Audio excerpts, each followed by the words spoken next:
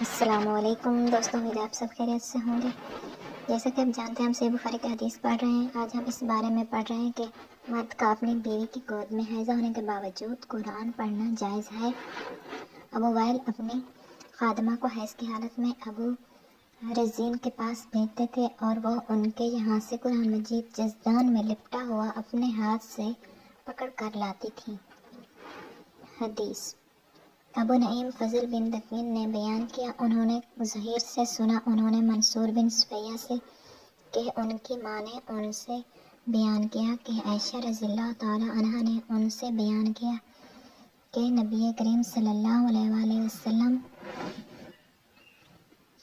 حضرت عائشہ رضی اللہ تعالی عنہا کی گود میں سر رکھ کر قرآن مجید پڑھتے، حالانکہ میں اس وقت حیض والی ہوتی تھی۔ حضرت عائشہ کا فرمان۔